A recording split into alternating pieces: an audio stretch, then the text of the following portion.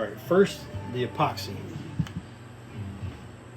This is the epoxy cutoff. I mix it together. You want to make sure it's one color. So you see the hole in there that I drilled? The step down bit, it's like a pocket screw drill bit. I'm gonna push the epoxy down into it. I'm gonna get you so you can see it down into the damage, into the hole first to anchor it. I pinch off a little bit, push it into the damage. Push it into the damage. All right, now the secret sauce. This is the stuff. See? This is the wool lube oil I use to shape the damage area here, to reshape the leg.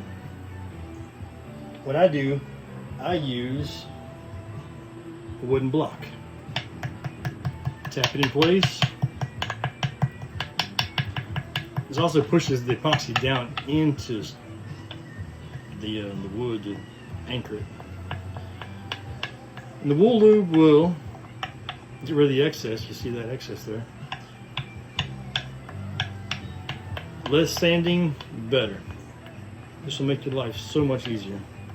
You kind of manipulate the epoxy with your finger, with the oil. So it had a bit of a heel there. It's flat on that spot.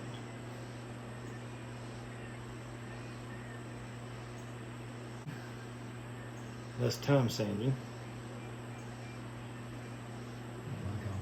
Much easier to fix.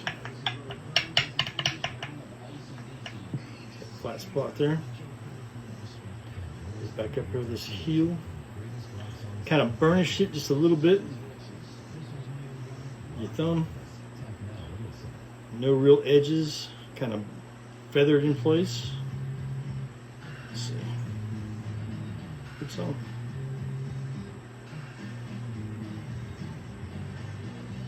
See how it's molding the leg back where it used to be at.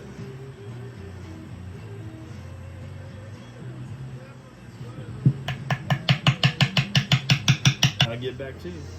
All right, so the epoxy is now set up. It's all hardened up pretty hard. I did wet sand it just a little bit with some wool lube, which I will show you again, so make sure you wool lube. That's how I shaped the epoxy first. Most people use like wood filler or even epoxy. Just put a big gob on there. It's just too much. And try to sand it down later on. It's just too much work. This is much easier to do it this way. Use the wool lube and the epoxy. It's all you need to make a perfect repair. Whether it's a corner, whether it's like this, a piece of molding you can shape. I've done thousands and thousands of repairs. It's easy to do this way.